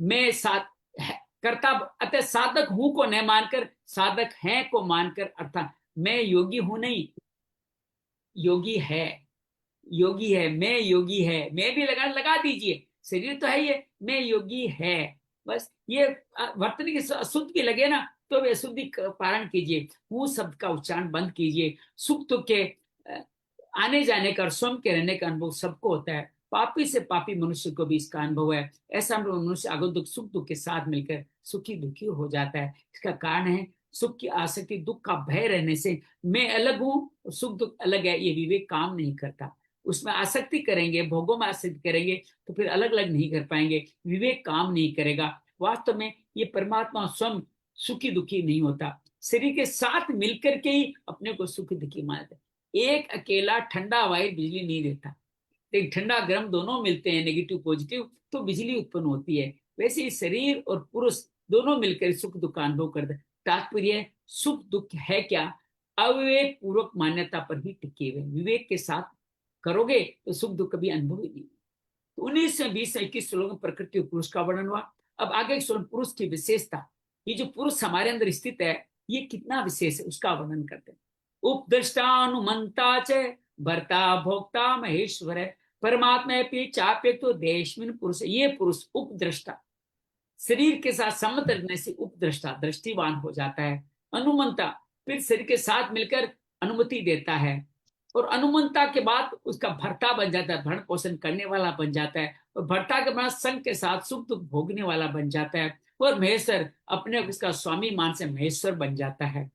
ये परंतु पुरुष इस परमात्मा इस नाम से कहा जाता है। ये देह में रहते हुए भी सर्वथा संबंध रहित ही है। देह में जिसको आपने बना लिया है उसको दृष्टि दे दी, अनुमति दे दी, भर्ता भोक्ता महेश्वर बना लिया, लेकिन ये हमेशा ही निश्चल निर्मल प्राणी है। उपद्रष्टा, अनुमंता, चाहे भर्ता भोक्ता में से चार चरण बताए गए हैं। जब आप भोगों में लीन होते हो, गुणों में युक्त होते हो, तो आप पुरुष को कैसे कैसे इस्तेमाल करते हो। जैसे घर में कोई मेहमान आया, आपने उसको न केवल लड़ाई में इन्वॉल्व कर दिया, उससे डीजल लेने को कहा, जेल भी उसको साथ लेके चले गए, अब कह रहे निगाराकण भी तुम ही करो, तुमने ही सब कुछ किया है, हम तो मुक्त हो गए, सब कुछ निर्जीव, तो निर्जीव अब आप आयो, आप संभालो, हमें नहीं पता, आपने किया सब कुछ, मैंने तो किया ही नहीं। तो ये पुरुष को महेश्वर बना देना है। तो चार गतियां उस पुरुष की बताइए। ये पुरुष जो स्वरूप से नित्य है, सब जगह परिपूर्ण है, स्थिर है, अचल है, सदा रहने वाला है, और ऐसा होते हुए भी जब प्रकृति उसके कार्यों के शरीर की तरफ दृष्टि डालता है, उसका अपना संबंध मानता है, तब उपदृष्टा संज्ञा होती है। जब वो मैं शरीर हूं ऐसे दृष्टि डालते ही पुरुष इसमें दृष्टा हो जाता है। मैं शरीर है, वो दृष्टा नहीं बनता। दृष्टा कब बनता है? मैं शरीर हूं तो दृष्टि डाल दी। ये हर एक कार्य करने में सम्मति अनुमति देता है, इसका नाम अनुमति। तुम ये करो, तुम ये नहीं करो, मैं जो कहता हूं वही तुम करो। तो क्या हुआ? यही शरीर आपके शुरू में आके अनुमति देने लग गया, दूसरों को अनुमंता हो गया। ये वेष्टि शरीर के साथ में तादात्म्य करके अन्न जल आदि शरीर का पालन पोषण भी यही करने लग जाता है, शीत उष्ण आदि संरक्षण करता है, अतः इसका नाम भर्ता हो गया। अर्थात ये आपका पालन पोषण करने वाला भी यही हो गया। मैं सबका पालन पोषण करता हूँ, भगवान नहीं, मैं करता हूँ। तो भर्ता के रूप में भी आपने इसी को इस्तेमाल कर लिया।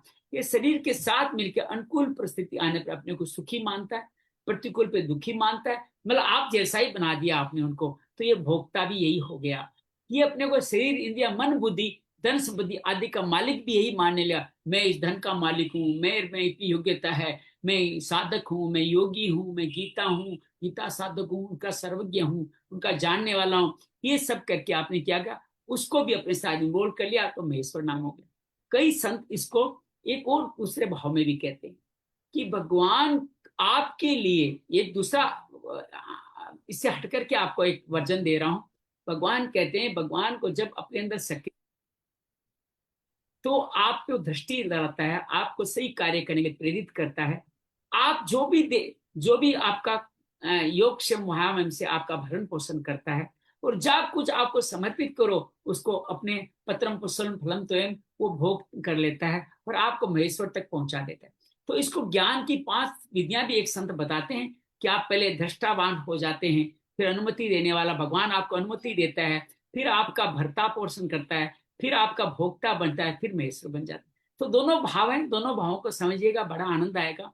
परमात्मा चाप्य तो देशविन पुरुष पर है, पुरुष सर्वोत्कृष्ट है परमात्मा, इसलिए शास्त्रों में इसको परमात्मा नाम से कहा गया। ये देह में रहता हुआ भी देह के संबंध से स्वतः रहित है। आगे इसी अध्याय के 21-16 में इसके में कहा गया, इसको ये शरीर में रहता हुआ भी न रहता है न लिप्त होता है। इस श्लोक में एक ही तत्व को भिन्न भिन्न उपाधियों के समझ से उपद्रष्टा आदि पदों से संबोधित किया गया। इन प्रत्येक नामों से पुरुष के स्वरूप का वर्णन समझना चाहिए। इसमें किसी प्रकार का भेद नहीं। एक ही व्यक्ति देश काल वेश संबंध के अनुसार भिन्न भिन्न पिता चाचा ना, एक व्यक्ति पिता भी है, पुरुष भी है, और अध्यापक भी है, शिक्षक भी है, नाना भी है, दादा भी है, सब कुछ है। ऐसे पुरुष विभिन्न नामों से पुकारे, वास्तव में एक ही है। पूरे श्लोक का भाव क्या है? वास्तव में पुरुष पर है, पर उसके अन्य के समझ से वो उपद्रष्टा अनुमंता आदि बन जाता है। जैसे मुनि से पुत्र के संबंध पिता, पिता के समझ से पुत्र, पति के समझ से पति, बहन के समझ भाई बन जाता है। ये संबंध अपने कर्तव्य पालन करने के लिए, ममता करने के लिए नहीं, वास्तविक स्वरूप तो पर अर्थात स्वतः संबंध रही है। या उपद्रष्टा अनुमंता आदि अनेक उपाधियों तात्पर्य एकता में, चेतन तत्व वास्तव में एक ही है। ज्ञान के प्रकरण में प्रकृति पुरुष दो का ही वर्णन है, अतः यहाँ आए उपद्रष्टा अनुमंता आदि सब संबंध पुरुष के वाचक ही समझना चाहिए। 19 श्लोक से 22 श्लोक तक प्रकृति पुरुष का विवेचन करके अब आगे के श्लोक उन दोनों को तत्व से जानने का फल बता। तो आज हम एक श्लोक 23 श्लोक और करेंगे। फिर आज गीता जयंती के पर जो हमने क्रम लिया था, पहले से 13वें अध्याय तक का समस्त श्लोकों का वर्णन 11, 12, 13 पूरा किया। पहले के 7 श्लोकों को हमने किया। 23वां श्लोक आइए पढ़ते हैं। त्रयोदश अध्याय। ये एम वेति पुरुषम प्रकृति च गुणे सह सर्वथा वर्तमानोपि स भूयो अभिजायते। एवं इस प्रकार पुरुष को और गुणों के सहित प्रकृति को जो मनुष्य अलग अलग जानता है, वह सब तरह का बर्ताव करता भी फिर कभी जन्म नहीं लेता। प्रकृति पुरुष को अलग अलग जान जाए, जन्म नहीं लेंगे। व्याख्या क्या है? ये एवं वेती न से भूयो अभी जाए थे। पुरुष लोग देश पुरुष पर, पदों से पुरुष को देश से पर अर्थात संबंध रहित का है। उसी को यहाँ एवं पद से कहते हैं कि जो साधक इस पुरुष को देश से प्रकृति से पर अर्थात संबंध रहित जान लेता है, तो विकार कार्य करण विषय आदि रूप से जो कुछ संसार में दिखता है वह सब प्रकृति उसके गुणों का कार्य है, ये यथार्थ जान लेता है। फिर वर्ण आश्रम परिस्थिति आदि के अनुसार जो भी कर्तव्य कर्म को करता हुआ पुनर्जन्म को प्राप्त नहीं होता। आप सब कर्म करें, बस मैं हूं की जगह मैं है कह दे, तो आप कभी स्मरण स्थल को पार, अर्थात आपने पुरुष को इन्वॉल्व नहीं किया। मेहमान आया, घर में आया, चला गया, मेहमान सामने कोई लड़ाई झगड़ा नहीं किया। तो कारण यह कि जन्म होने से में गुणों का संग होता है। यथा यहाँ सर्वथा वर्तमान और पद में निश्चित आचरण नहीं लेना चाहिए। जो अपने को देख के समझ से रहित अनुभव करता है, गुणों की प्रकृति को अपने से अलग अनुभव करता है, उनमें असत्य वस्तुओं कामना पैदा हो ही नहीं सकती। कामना न होने से निश्चित आचरण भी नहीं होते। निश्चित आचरण के होने में क्या हेतु है? कामना। इस अध्याय के श्रद्धेय श्लोक याद करें, कामना से क्रोध का पूरा क्रम बताया गया। भगवान ये साधक को अपना वास्तविक स्वरूप जानने के लिए सावधान करते हैं। अच्छी तरह जान ले, स्वरूप में व्यस्त क्रिया का कोई करता नहीं है, करता न होने का भोक्ता भी नहीं है। साधक जब अपने आप को अकर्ता जान लेता है, तब कर्तापन का अभिमान स्वतः नष्ट हो जाता है, उसमें क्रियाएं फल शक्ति भी नहीं रहती। फिर उसके द्वारा शास्त्र की क्रियाएं स्वतः ही होते रहती है। गुणातीत होने का पुनर्जन्म को प्राप्त। ये गुणातीत क्या है? 14 अध्याय में समझेंगे, जब अर्जुन भी पूछना चाहेगा गुणातीत कैसे होते हैं। तो इस पूरे श्लोक का भाव है, पूरे श्लोक में देश में पुरुष प्रेम की व्याख्या इस श्लोक में करते हैं, जिससे विवेक, जिसका विवेक जागृत हो जाता है, को देश में पुरुष पर है ये अनुभव में आ जाता है। तो पुरुष अलग है, शरीर अलग है। वो अपने वर्ण आश्रम का सारे कर्म करता है, लेकिन निर्लिप्त रहता है, अर्थात मैं हूं का भाव ही नहीं आता, करता भाव ही नहीं आता। वास्तव मनुष्य मात्र का स्वरूप निर्लिप्ति है। जो पुरुष है वो निर्लिप्त, मनुष्य निर्लिप्त है, पर गुणों के संग होने के कारण ही बार बार जन्मता मरता रहता है। गुणों का संबंध प्रकृति से पुरुष के साथ नहीं है। सर्वथा वर्तमानोपि पदों में अपि का तात्पर्य यह है कि आसक्त मनुष्य के साथ बर्ताव करता हुआ निर्विकार रहता है। ये पुरुष निर्विकार रहता है, आप उसको इन्वॉल्व नहीं करो, वो शांति से देख रहा है। हम ध्यान में तो करते हैं कि सब कुछ देख रहा है, जो विचार आ रहे हैं उन विचारों को देख रहा है, इन्वॉल्व नहीं होता। ये समझ में नीरज भाई जी, इसका सार क्या है पंचकोश मेडिटेशन का? ये है कि हम पुरुष को इन्वॉल्व नहीं करें। सब कुछ देख रहा है लेकिन इन्वॉल्व नहीं होता, किसी विचार को सुखी दुखी नहीं मानता, किसी भावना में राग द्वेष में इन्वॉल्व नहीं होता। ये क्या हो गया?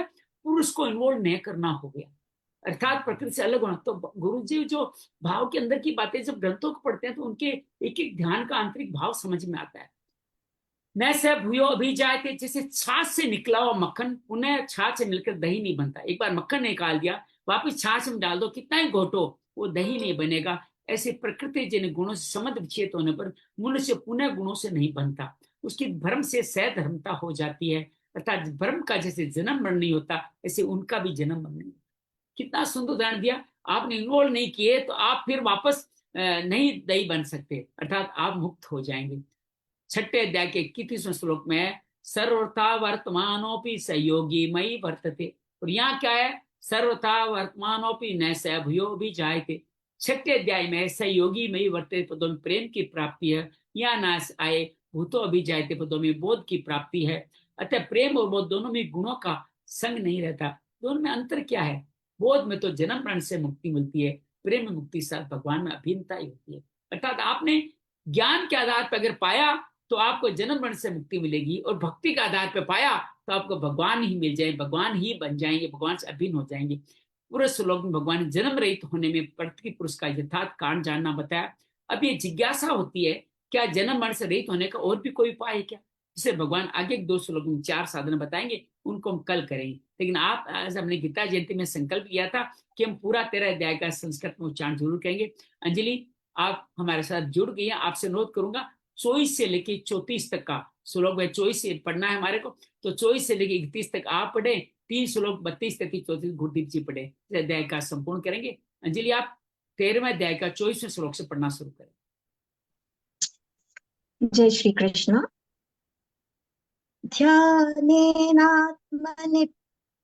ध्यानेनात्मनि पश्यन्ति केचिदात्मानमात्मना अन्ये साङ्ख्येन योगेन कर्मयोगेन चापरे अन्ये त्वेवमजानन्तः श्रुत्वान्येभ्य उपासते तेऽपि चातितरन्त्येव मृत्युं श्रुतिपरायणाः यावत् संजायते किञ्चित् सत्त्वं स्थावरजङ्गमम् क्षेत्रक्षेत्रज्ञसंयोगात् तद्विद्धि भरतर्षभ समं सर्वेषु भूतेषु तिष्ठन्तं परमेश्वरम् विनश्यत्स्व विनश्यन्तं यः पश्यति स पश्यति समं पश्यन् हि सर्वत्र समवस्थितमीश्वरम् न हि नस्त्यात्मनात्मानं ततो याति परां गतिम् प्रकृत्यैव च कर्माणि क्रियमाणानि सर्वशः यः पश्यति तथात्मानम् अकर्तारं स पश्यति। जय श्री कृष्ण। हाँ गुरुदेव जी, आप पढ़ें 20, 21, 32, 33, 34 आप पढ़ें। और भी कोई साथी पढ़ना चाहे उसका अभिनंदन है। गीता जयंती के अवसर गीता का संस्कृत उच्चारण करना भगवान की कृपा है। गुरुदेव जी 30वां श्लोक पढ़े। जी, जय श्री कृष्ण जी। यदा भूतप्रगभावम् एकस्थमनुपश्यति तत एव च विस्तारं ब्रह्म सम्पद्यते तदा अनादित्वा निगृह्णत्वात् परमात्मा यमव्यय है शरीरस्थोऽपि कौन्तेय न करोति न लिप्यते यथा सर्वगन्तं सौक्षं याद आकाशन्नोपलिप्यते सर्वत्रावस्थितो देहे तथात्मानोपलिप्यते यथा प्रकाशयतेऽः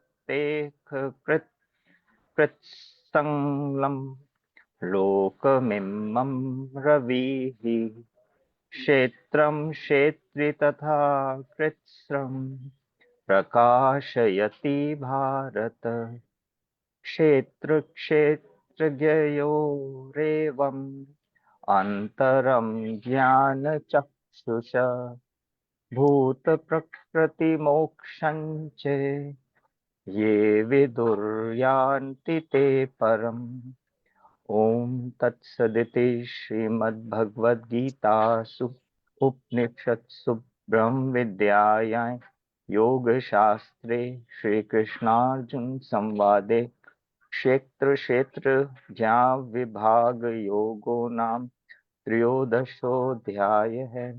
ओम श्री कृष्ण। बहुत सुंदर आज गीता जयंती का शुभ अवसर और हमारे दो मेहमान पूर्णिमा, रचना और नीरज के रूप में 3 पधारे, उनका भी अभिनंदन स्वागत है।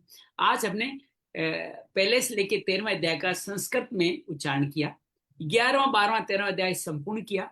बाकी 10 अध्यायों के 7 सूत्र, किसी में 1, किसी में 3, किसी के 4 मुख्य मुख्य सलाकों से अपनी कथा को आगे बढ़ाया। ये क्रम भगवत कृपा से आज मिला और बहुत अच्छा रहा। आइए एक छोटा सा ध्यान करते हैं और ध्यान के माध्यम से क्षेत्र क्षेत्र के योग को समझने का प्रयास करते हैं। आराम से विराजित हो जाए, प्राण अपान को सम करके नासिका के द्वारों पे श्वास अर्थात परम शक्ति का दर्शन करें। चेहरे पे सुंदर सी मुस्कान स्थापित कर दी। भगवान पुरुष रूप में हमें विराजित हो चुके। ये शरीर क्षेत्र है, 24 प्रकृति वाला, मैं तत्व, अहंकार,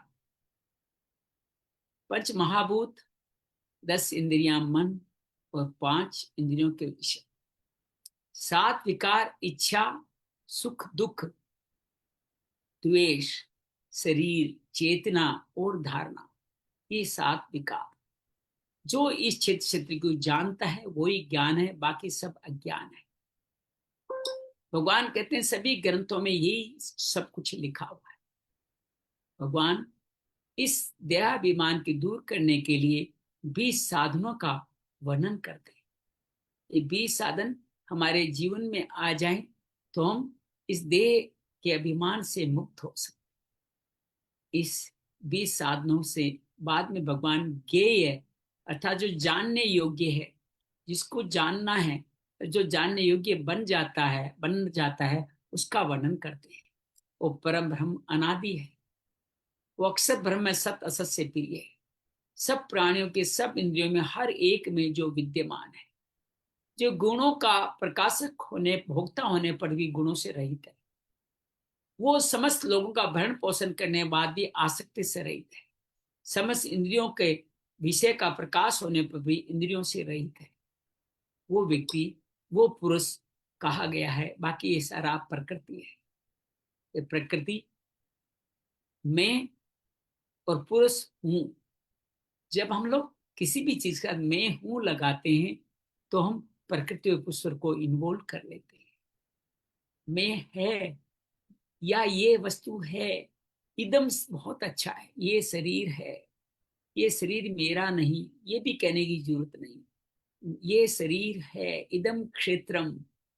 तो इस क्षेत्र से पुरुष का इन्वॉल्वमेंट नहीं होता, वो अलग रह जाता है और अलग रह करके आपके गुणों का भोक्ता नहीं बनता। भले ही आप जीवन जीते हुए, जीवन यापन के कार्य करते रहे, अनेक कर्म करते रहे, लेकिन उससे मिलने वाले सुख दुख, अनुकूल प्रतिकूल परिस्थितियों का, राग द्वेष का जब आप अंदर स्थापित नहीं करते, उसका भोक्ता अनुभव नहीं करते, तो पुरुष भी इन्वॉल्व नहीं होता। तो गुणों के साथ हमारे पास गुणों को इन्वॉल्व कर, साथ अपने आप को इन्वॉल्व कर देते हैं। हूँ शब्द लगा देते हैं। मैं दुखी हूँ, मैं सुखी हूँ, ये अच्छा है, ये बुरा है, या अर्थात मैं इसको अच्छा समझता हूँ, इसको बुरा समझता हूँ। तो हम हमारे साथ स्वयं को इन्वॉल्व करते हैं, स्वयं जो जीव परमात्मा का अंश है। और जब ऐसा इन्वॉल्व कर लेते हैं तो 4 चरणों में, 5 चरणों में वो हमारे साथ पूर्ण रूप से इन्वॉल्व हो जाता है। वो दृष्टिवान होता है, फिर हम अनुमति देता है, फिर भर्ता बनता है, फिर उनका सभी कर्म फलों का भोक्ता बनता है, और फिर वो हम सब का मालिक बन जाता है, अर्थात हमारे पुनर्जन्म का कारण बन जाता है। हम चाहें कि हमारे अंदर जो पुरुष है वो दृष्टिवान रहे, वो हम सब जो कार्य करें उसमें इन्वॉल्व नहीं करें, वही हमें अपने आप ही योग क्षेम वहां महिम के माध्यम से अनुमति भर्ता भोक्ता महेश्वर बन करके हमें प्रकाशित हो जाएगा। हम उसको इन्वॉल्व नहीं करें तो हम इन गुणों के संग के बोध से उसको मुक्त कर सकते हैं। गुणों के संग से उनको मुक्त कर देंगे, मैं हूं से मुक्त कर देंगे, तो वो हमारे को मुक्ति का रास्ता सुगम कर देगा। अलग जन्म मृत्यु का कारण ही खत्म हो जाएगा। हमारे जन्म मृत्यु का कारण यही है, इस शरीर के साथ जो भी कर्म करते हैं उसमें कर्ता भाव रहना, उसके सुख दुख अनुकूल प्रतिकूल गुणों के कारण, त्रिगुणों के कारण उनको अनुभव करना। और ये अनुभव कौन करता है? वो पुरुष करता है। वो पुरुष फिर आप में इन्वॉल्व हो जाता है, आप जैसा हो जाता है, जैसे आपके कर्म है उसके अनुसार फल देने के लिए बार बार जन्म मृत्यु का ये सिलसिला चलता ही रहता है। तो हम इस क्षेत्रज्ञ को जाने, इस पुरुष को जाने, पुरुष को जान करके उसके साथ हम इस तरह से व्यवहार करें कि वो हमारे में इन्वॉल्व नहीं है। कर्तृत्व भाव, सभी कर्मों के फल को भोक्ता का भाव ही पुरुष को इन्वॉल्व करता है। निष्काम कर्म कहो या भक्ति योग कहो, दोनों ही इसमें बहुत महत्वपूर्ण है। ये सब करते हैं अविवेक के कारण, क्योंकि शरीर को और शरीरी को अलग अलग नहीं समझते, स्वयं को पुरुष नहीं समझते, स्वयं को ही प्रकृति के साथ जुड़ाव मान लेते हैं। पुरुष बार बार मलिन होकर के मृत्यु संसार बर्तमनी में बार बार चक्कर काटता ही रहता है। तो मुक्ति का एक ही साधन इस ज्ञान को समझें, पुरुष प्रकृति के ज्ञान को समझें। स्वयं नहीं समझ सके तो गुरुओं की शरण में जाके समझें। इसको समझ लेंगे तो मुक्ति का मार्ग सहज हो जाएगा। अपने आप को, इस पुरुष को आप दृष्टावान देखने में आप स्वयं इसके अंदर सक्षम हो जाएंगे, तो आप मुक्ति के मार्ग को स्वतः ही बढ़ते चले जाएंगे। विश्राम, पुरुष की संगति में विश्राम कर, पुरुष को नमन करते हुए नमस्कार कर, पुरुष जो परम परमात्मा पुरुष है उसको नमन करते हुए नमस्कार।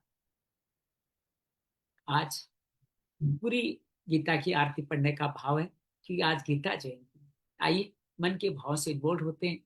जय माँ भगवत गीते, जय जय माँ भगवत गीते, हरिय कमल विहारिणी, हरिय कमल विहारिणी, सुंदर सुपुनीत। जय जय माँ भगवत गीते, कर्म सुमर्म प्रकाशिनी, कामा शक्ति हरा, कामा शक्ति हरा, तत्व ज्ञान विकासिनी, तत्व ज्ञान विकासिनी, विद्या ब्रह्म परा। जय जय माँ भगवत गीते, निश्चल भक्ति प्रदायिनी, निर्मल मलहारी, निर्मल मलहारी, शरण रहस्य प्रदायिनी, शरण रहस्य प्रदायिनी, सब विधि सुखकारी। जय माँ भगवत गीते, आसुर भाव विनाशिनी, नासिनी तम रजनी, नासिनी तम रजनी, देवी सद्गुण दायिनी, देवी सद्गुण दायिनी, सचिनी।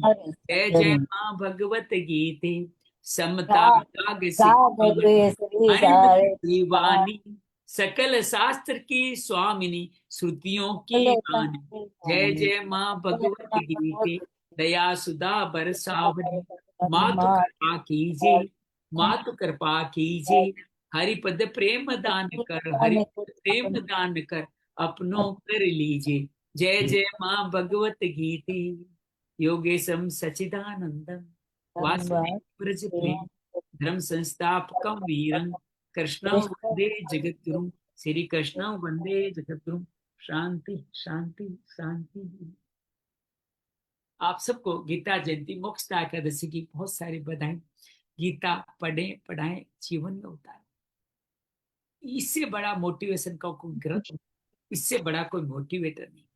इसमें जो है उससे बढ़ के कोई ज्ञान नहीं। पल पल इसको अनुभव करेंगे, हर एक श्लोक में इसको अनुभव करेंगे। जब साधक संजीवनी जैसे ग्रंथ का, गुरुओं का, गुरु द्वारा रचित साधक संजीवनी, जिसको अभी आएंगे इस क्षेत्र जानने के साधन में गुरु ग्रंथ आएंगे। साधक संजीवनी राम सुखदास जी, श्री श्री रविशंकर जी, स्वामी अड़गड़ानंद जी, ब्रह्मानंद सरस्वती, ऐसे कोई भी संत आपके जीवन में उतर करके इसको समझाते हैं तो आपका जीवन में सहज ही समझ में आने लगता। आज के दिन संकल्प ले, ये गीता को समझेंगे। जी अंजलि। बहुत अच्छा, ये भगवान के वचन अभी बहुत आगे बहुत अच्छे हो रहे हैं और समझ भी आ रहे हैं। लेकिन एक चीज है कि अभी जैसे मैं शब्द में स्वयं अहंकार ही दिखाई देता है, मैं शब्द के अंदर, है ना। लेकिन अगर संस्कृत में भी अगर हम जैसे जैसे हम बोलते हैं मैं अंजलि हूं, तो हम ऐसे ही तो बोलेंगे संस्कृत में अहम अंजलि अस्मि, उसमें अस्मि तो लगाना ही पड़ेगा, हूं, है ना। देखो तो भाषा संस्कृत तो हिंदी हो, वो तो सिर्फ एक अपने को व्यक्त करने का तरीका है। लेकिन भगवान गीता में कहते हैं जब भी आप हूं लगाते हो तो आप मेरे पुरुष को उसका इन्वॉल्व कर लेते हो। मैं हाँ, कौन है ये वो तो पुरुष है, मैं कौन है हाँ पुरुष है। आप ये भी कह सकते हो, मैं संतों कई बार कहता हूँ ये शरीर श्याम है, ये शरीर अंजलि है, ये शरीर, मैंने कई बार संतों कहता हूँ इसको अंजलि नाम से इस संसार में जाना जाता है। आप अंजलि से पता नहीं कितने बार अलग अलग रूपों में आ चुके होंगे, तो आप इसी रूप को पकड़ के बैठ जाते हो। इस छोटे से जन्म के, लाखों जन्मों से एक जन्म के इस छोटे से नाम को, उसका नाम भी अभी इस जन्म में भी कई बार तो 3-3 बार बदल लेती है, लिया जाता है, उसके साथ बदल के लग जाते हो। उसको मैं कहा गया, उसको मैं न समझे। कहा संस्कृत की वर्तनी तो जैसे हिंदी है वो संस्कृत का ही अनुवाद है, तो जो मैं हुआ उसका अहम अस्थि ही कहा जाएगा। यहाँ बिल्कुल सही कह रहे हैं, लेकिन ये कहना नहीं है। न संस्कृत में, न हिंदी में, न अंग्रेजी में, में अगर ये कहते रहोगे तो मन में अहंकार, अहम का भाव, पुरुष को इन्वॉल्व करने का भाव बढ़ता चला जाए। यहाँ ये काम है। वो तो हम खाली अपने आप से तो ऐसे कह सकते हैं, लेकिन सामने अगर किसी को, मतलब ये प्रैक्टिकली ऐसा पॉसिबल नहीं होता, क्योंकि हम जब सामने वाले को परिचय देते हैं अपना, तो इसी तरह के शब्दों का इस्तेमाल होता है। मैं समझ सकता हूँ, तो मैंने संतों से सुना है, वो स्पष्ट कहते हैं, उनको ऐसे कह सकते हाँ, हैं कि इस लोक में मुझे श्याम नाम से जाना जाता है। हम्म, कुछ भी कह सकते हो, मुझे श्याम नाम से जाना जाता है, इस तरह से कह सकते हो, लेकिन इस इतने भी गहराई में नहीं फंसना कि हूं कह दिया तुम्हारा एक कल्याण हो जाएगा, है कह दिया तुम्हारा कल्याण हो जाएगा, ऐसा कुछ नहीं है। जीवन में भाव लाना महत्वपूर्ण है। ये भाव लाना महत्वपूर्ण है कि हाँ, मैं इनसे शरीर नहीं हूं, मैं पुरुष स्वयं है, उसको सुख दुख अनुकूल प्रतिकूल परिस्थितियों का भोक्ता भोजन हमें नहीं बनना। हम बन गए तो पुरुष बन गया, हम बन गए तो पुरुष बन गया। इससे भोक्ता भाव हट गया तो ये हूं अपने आप गायब हो जाएगा, हूं फिर रहेगा ही नहीं। फिर आप कहो या न कहो क्या फर्क पड़ता है, शब्दों में कुछ कह दिया नहीं कह दिया, उससे कोई कल्याण अकल्याण नहीं होने वाला। अगर आपने इसके भाव को अंदर उतार लिया, ये सुख और दुख मेरे, मैं नहीं भुगत रहा हूँ, ये सुख दुख नाम की कोई चीज है ही नहीं, तो आप मानेंगे कि इनका प्रताप आप पे जो ताप या प्रताप, ताप कहते हैं दुख के अनुभव करने को, प्रताप कहते हैं सुख के अनुभव करने को, ये ताप और प्रताप आपको अनुभव ही नहीं। तो ये आपका कहना उचित है, लेकिन व्यवहारिक जीवन में कुछ भिन्नताएं आ सकती है, लेकिन उसके साथ भी आप कहीं न कभी धीरे धीरे अपने मन में भाव लाएंगे तो मुझे लगता है कि ये भाव हाँ, धीरे हाँ, धीरे। तो जरूर वो तो मन में धीरे धीरे भाव आ ही जाएगा। पता है, बचपन से हमको ना अपने आप को संबोधन अगर अपने आप के लिए बोलना है तो हम कह करके बोलते थे, हम हाँ, खाना याद कीजिए खाएंगे, हम हम बोलते थे सोने पहले, बिल्कुल जाएंगे। हम बोलते, गांव में भी हम बोलते थे, हम ये हैं, हाँ, हम ये। आज और भी आप गांव में जाएंगे ना तो बहुत सारी जगह हम का उच्चारण किया जाता है। आप कई हाँ, कहते तो हैं ये ना, ठाकुर लोग ऐसे, हम क्यों बोलते हैं, हम ये हैं, हम ये हैं, हम ये हैं। तो मैं से बजाय हम का उच्चारण आपने सुंदर, आपने समाधान भी दे दिया है कि मैं की जगह हम क्यों न कह दें, अपने साथ सबको इन्वॉल्व क्यों न कर ले। तो हाँ। हम कह करके ही ना करते थे। फिर जब कॉलेज में आ गए तो ना सब लोग मजाक बनाने लगे, हम क्या जैसे पता नहीं कहाँ के राजा महाराजा। हाँ। हम कह के, तो फिर मैं की आदत। लेकिन अभी भी अपने मम्मी पापा के सामने जब भी मैं जाती हूँ ना, तो हम ही निकलता है। बहुत हम बढ़िया। आ गए, ये हम बहुत ये, सुंदर मतलब माध्यम हम है, हम ही आ गए, शब्द हम कहते निकलता हैं है। हम आ गए, नाचते कूदते कहते हैं हम आ गए, ये नहीं कहता मैं हाँ, आ गई, हम आ गए। तो ये हाँ, बहुत सुंदर भाव है, मैं से हम का भाव बहुत, हम में संसार संपूर्ण इन्वॉल्व हो जाता है। फिर प्रकृति नहीं, पुरुष भी आ गया। जब मैं कहते हो तो सिर्फ प्रकृति आती है, पुरुष नहीं आता। हम कहते हैं प्रकृति पुरुष दोनों आ जाते हैं। ये बहुत सुंदर भाव में, मुझे याद है पहले हम कहते थे, कई लोग अभी भी हम कहते हैं, तो आप जो कहते हो ना किसी को मजाक उड़ा, अरे बड़े हम कह रहे हो, बड़े हम राजा महाराजा ठाकुर, कहते हैं हम इस प्रदेश के राजा हैं, इसलिए तुम कह रहे हो हम आ गए, हमने ये किया। लेकिन हाँ, भाव ये रहना चाहिए, आप हम एक अच्छा समाधान, इसमें कोई दो राय नहीं है, लेकिन वर्तमान स्थिति में कहने का भाव से ज्यादा आपके अंदर उतारने का भाव महत्वपूर्ण है। कलयुग के अंदर अगर हम इससे इन्वॉल्व नहीं होते हैं, सुख दुख में मैं को इन्वॉल्व नहीं करते, मैं जो पुरुष का प्रतीक है उसको इन्वॉल्व नहीं करते, उसको शांत बैठे रहने दें। आप अब बड़े हो गए, कमाने खाने लायक हो गए, अभी भी दादाजी को काम पे लगाओगे क्या? उनको कहो आप विश्राम से रहो।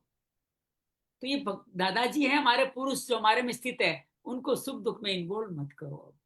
अब सुख दुख शरीर भुगत रहा है, भुगतने दो उसको, उसके लिए इन्वॉल्व मत करो, उसका प्रचार प्रसार मत करो। तो ये मुझे लगा है कि हम पुरुष को जान जाएंगे, उसको समझ जाएंगे, उसको जान जाएंगे। बहुत सुंदर, बहुत सुंदर गीता जयंती, बहुत सारे दही। गुरदीप जी आपने कुछ कहना है? नीरज जी, रचना, पूर्णिमा, आप सबका अभिनंदन, स्वागत है, आप आए, आपका अभिनंदन। उम्मीद है आपको गीता का संवाद अच्छा लगा होगा। हम रोज 8:30 से 9:30 3 श्लोकों का उच्चारण करते हैं। आज उनमें भाव आया, संस्कृत के माध्यम से उच्चारण करें तो बहुत दिनों बाद 30 संस्कृत एक साथ पढ़ी, 11वां 12वां 13वां अध्याय पूरा पढ़ने का मौका हम सबको मिला। और पहले 10 श्लोकों में 60 श्लोक, 2-2 श्लोक लिए। कई दिनों तक हम इसी तरह पुनरावलोकन किया करेंगे जब तक भगवान कोई नई राह नहीं दिखाएंगे। इसको आदेश मान लें, गीता जयंती आदेश आया कि संस्कृत के श्लोकों के माध्यम से ही गीता का पुनरावलोकन हम रोज करेंगे, बहुत अर्थात सुंदर। हर श्लोक में 2-3 श्लोक लेकर के उसका उच्चारण करेंगे। तो फिर जो अध्याय चल रहा है उस अध्याय का पूरा उच्चारण करेंगे। ये नित्य का संकल्प अब बना रहे हैं। 13वां अध्याय पूरा संस्कृत में रोज नित्य पढ़ेंगे। और पहले के 12 श्लोकों के 12 के 24 हो जाएं या 30 हो जाएं, ऐसे श्लोक जो पूरी कथा को, कहानी को आगे बढ़ा सके, जिनमें उस जो प्रतिनिधि श्लोक हो सकते हैं उस आपके अध्याय के, उनका अध्ययन किया करेंगे। जी गुरुदेव बहुत जी। सुंदर। ठीक है, ये रचना नीरज भैया। भैया बहुत ही अच्छा लगा। जो मैं और हम के बीच में जो डिफरेंस था ना, वो बहुत अच्छे से क्लैरिटी हुआ। जी समभाव में रहना बहुत मुश्किल है एक्चुअली। हम सब भाव में रहना चाहिए, पर जब हम का प्रयोग करेंगे तो शायद समभाव में रह पाएंगे। बहुत बढ़िया, बिल्कुल भैया बिल्कुल। मुझे थोड़ा सा ही क्लियर, क्योंकि मैं इस टाइम जरा किचन में थोड़ा भाग दौड़ होती है, तो ये मैं और हम का मेरा थोड़ा सा आवाज में डिस्टर्बेंस, आप बताएंगे देखिए क्या थोड़ा। है कि जब हम कहते हैं मैं हूं, तो हम हमारे अंदर के पुरुष को, स्वयं को इन्वॉल्व कर लेते हैं। मैं हूं, हूं सब पुरुष है, मैं शरीर जड़ है, शरीर है। फिर शरीर के साथ हूं को इन्वॉल्व करते हो तो पुरुष इन्वॉल्व हो जाता है। ये एक मोटी मतलब मोटी बात, जड़ता आ जाती है हमारे जड़ता अंदर। आ जाएगी, पुरुष भी जड़ता में इन्वॉल्व हो जाएगा। घर में आपका मेहमान बैठा है, आप घर में कोई उपद्रव आया और मेहमान को इन्वॉल्व कर लिया, तो मेहमान भी उसके अंदर अनुमति देने वाला, भर्ता भोक्ता महेश्वर बन गया। उसको इन्वॉल्व नहीं करना है। मैं हूं ये नहीं कहते हुए हम कह सकते, हम लोग बातचीत करेंगे ये शरीर है, या संत लोग ऐसा कहते हैं मुझे इस धरती पर अब इस नाम से जाना जाता है। ये नाम भी मेरा परिचय थोड़ी है, इस नाम से जाना जाता है। जैसे अंजलि ने कहा, बचपन में कहते हैं हम आ गए, हम हैं, तो इस तरह से भी हम मैं सबसे, इस शरीर को हूँ सबसे बच सकते हैं। हूँ पुरुष को इन्वॉल्व नहीं करें, तो आप खाली कहने में नहीं करें, अपने जीवन में सुख दुख अनुकूल प्रतिकूल परिस्थितियां जो भी आ रही है, उनके अंदर अपने आप को भोगता नहीं माने। आप नहीं भोगता, आप नहीं होंगे, आपके साथ साथ आपके अंदर पुरुष ही भोगता बनने वाला है, क्योंकि शरीर में तो सुख दुख आते ही नहीं। जिस अनाज को खा करके आप, मीठा खा करके, तड़का भला खा करके आप सुखी अनुभव करते हो, वो शरीर नहीं है, शरीर तो दुखी होता है। उल्टे भाव है शरीर के। तो सुखी दुखी होता कौन है? उसी पुरुष को इन्वॉल्व कर रहे हो आप, जो शांत बैठा रहना चाहिए था, जो दृष्टा की तरह आपके कल्याण करने के लिए है। और संत कहते हैं कि एक समय आने पर जब वो आपकी इस भाव से प्रसन्न हो जाता है, तो योग क्षेम वहां में वो करने लग जाता है। फिर आपका सब कुछ देखभाल वो सारथी बन के करने लग जाता है।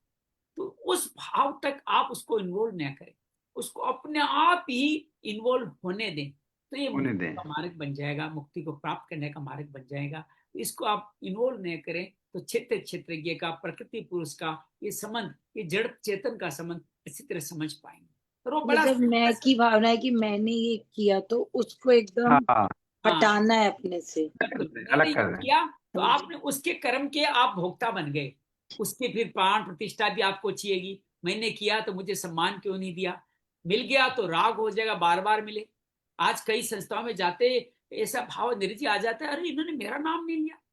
संत कथा करें उसमें मैं आके बैठे ऐसे मुस्कुरा के एकदम पास लगे बैठता हूँ, तब देखता हूँ कब मेरा नाम लेंगे, कब मेरा नाम लेंगे, कब मेरा नाम लेंगे, कब मेरा उच्चारण करेंगे। नहीं, और एक छोटा सा आप उदाहरण घर में ही होता है। हमने खाना कुछ अच्छा बनाया, जी तो जी कोई नाम नहीं लेगा। थोड़ा सा नमक ऊंचा नीचा हो गया या कुछ भी खराब बना, तो एकदम ऐसे होता है। तो उसमें फिर होता है भाई, मैं अपना बता रही हूँ कि कई बार आता है कि मतलब अच्छा है तो कभी तो उसका वो मिल नहीं रहा है श्रेय, पर जो गड़बड़ हो गया उसका, ये तो गड़बड़ वो आप वाला इन्वॉल्व मैं भी करके मतलब नहीं आना। भगवान को इन्वॉल्व कर रहे हैं, पुरुष को इन्वॉल्व कर रहे हैं। अरे खुद ले लो, दुख दर्द कुछ हो रहा है अनुभव कर लो, भगवान को समर्पित कर दो। पर हाँ, साथ मतलब जैसे मैंने एग्जाम्पल बताया, तो इस एग्जाम्पल में जैसे उस टाइम में कैसे अलग करूं, मतलब मैंने कहा नहीं, जो कुछ भी रह ईश्वर गए। ने बनाया, आप ये ईश्वर समझ, ने आप ये करा। समझ लो, आज का जो प्रसाद बना है, भगवान के शरीर में कुछ तकलीफ है, आज वो बिना नमक का खाना चाहते थे, उन्होंने खा लिया, उन्होंने बनवाया, उन्होंने खा लिया, मुक्त हो गए हम लोग। आज आमीन। भगवान को चटपटा खाने को गया, उन्होंने चटपटा खा लिया। मेरा इसमें क्या है? बनाने वाले यो हैं, बन वो ही रहे हैं, और खाने वाले भी वो ही हैं। तो जब आप ऐसा भाव को हर काम के प्रति ले सकते हो, करने वाले वही, कराने वाले वही, ये सब जान जाओगे, तो फिर मुक्ति का भाव सहज हो जाएगा। और बहुत सहजता से किया जा सकता है। छोटी सी विद्या, इसलिए भगवान कहते हैं सहज है ये ज्ञान, लेकिन हम इसको क्लिष्ट बना लेते हैं। भगवान को इन्वॉल्व करके क्लिष्ट बना लेते हैं। जहाँ जहाँ सुई की तलवार होती है, वहां तलवार सुई की जरूरत होती है। कपड़े काटने में तलवार का यूज करते हैं, कपड़ा कट फट जाता है, लेकिन सिलाई नहीं होती इससे। करके सिलाई कभी नहीं होने वाली। इस तरीके का वही भाव, कि एक नित अभ्यास चाहिए बस। हाँ अभ्यास हो जाएगा। पहले सिर्फ इतना मान लो कि मैं नहीं कर रहा हूँ, इसमें कुछ हो रहा है, इट्स बीइंग। फिर रखी जी बहुत सुंदर सूत्र दे दे, इट्स बीइंग, इट्स हैपनिंग, ये हो रहा है, ये घट रहा है, ये भाव लाइए मन के अंदर। तो फिर आप पिता नहीं बनेंगे, फिर कर्म फल से मुक्ति सहज हो जाएगी। बहुत सुंदर। ऐसे ही भगवान बड़े दयालु हैं, वो कह रहे हैं आप जितने मर्जी जन्म लगाओ, मैं देता ही रहूंगा, देते ही रहूंगा, देते ही रहूंगा, मैं माफ नहीं हूँ। आप करते रहो, मुझे कोई तकलीफ नहीं है, मैं फिर आता रहूंगा। नीच कर्म मत करना, अधोगति मुझे मत लेके जाना, भगवान मुझे अधोगति मत लेके जाना। बस ये मनुष्य सात्विक कर्म करते रहो, मैं दोबारा आता रहूंगा, तुम्हें फिर दोबारा मौका दूंगा। कोई न कोई एक जन्म तो आएगा, तब तुम इस मैं भन से मुक्त हो जाओ। हो सकता है ये सत नया श्री अकाल। बहुत बीज का सुंदर है। नाश कभी नहीं होता, हमने पड़ गया नाश नहीं होगा। और हम सब इसमें हर जन्म में यात्रा करें। ये यात्रा आप हम जो भी कर रहे हैं, ये पहली बार करने वाली यात्रा नहीं है। आज ही मैंने हजारों लोगों को संदेश भेजा, रीच पूर्णिमा रचनाएं क्यों आई, या रोज सरला, अंजलि और गुरदीप भी क्यों आते हैं, या आभाई क्यों आती है। तात्पर्य ये है कि बीज जो आप में पड़ा हुआ है धीरे धीरे पल्वित पुष्पित हो गया है, और जब वो बीज खिंचाव मारता है उस तक चले आते हो। अपने मातृभूमि की याद होती है, अरे बहुत याद आ रही है, माँ की बहुत याद आती है, पीर जाना फट से जाती हो कि नहीं जाती है। उसी तरह उस परमात्मा की याद आती है आपको, तब आप ऐसे लोगों में लीन होते हो। और एक कदम ही आपने आगे बढ़ाया, एक कदम धीरे धीरे और आगे बढ़ता चला जाएगा। बस एक सूत्र भी, गीता का एक सूत्र, एक शब्द अपने जीवन में उतर गया, हर शब्द कल्याणकारी है, इसमें कोई दो राय नहीं। ये 167 दिनों की यात्रा में हमने जाना है, पहचाना है और करा है। हाँ, बस इस समय थोड़ा किचन में उतना दिमाग से निकल जाता है। कोई बात नहीं, ये वीडियो का बोलना है। लिंक भेज दूंगा, अब दोबारा इसको हाँ, तो वीडियो उस टाइम खोलना संभव नहीं हो पाता क्योंकि किचन में थोड़ा मैं ऑडियो भेज दूंगा, ऑडियो आंख बंद करके सुन लीजिए कभी नहीं, बैठ। वीडियो आप भेज दीजिए, कोई बात नहीं। वो तो बैठ के जब ऑडियो भी हाँ, जैसे इस टाइम किचन में है। देखना जरूरी नहीं है, आप आवाज सुन लें, हाँ, अनमोल। बहुत बहुत धन्यवाद सबको, बहुत नहीं सारी बहुत बधाई। बहुत धन्यवाद भैया आपका। आप एक जीता जाता है, एक कहते हैं ना एग्जाम्पल है कि आपको देख के बड़ी प्रेरणा मिलती है। बहुत बहुत आप जी रहे हैं, मतलब गीता का एक एक सत्र है, सूत्र है। हम तो अभी कुछ कर नहीं ठीक ठाक पाए। लग रहा हूँ ना गीता जयंती को। मैं थोड़ा थोड़ा, मैंने कहा इस शरीर में अगर वो पुरुष रहता है तो उस पुरुष को भी सजने संवरने का हक होना चाहिए। ठीक है ना, करा कुछ नहीं है, बस मैंने थोड़ी अतिरिक्त भार को हटा दिया है। ठीक है, बहुत सुंदर भैया, थैंक यू सो मच। मंगल मंगल, डॉक्टर पूर्णिमा हरि क्या बात है। हरि। जय गुरुदेव।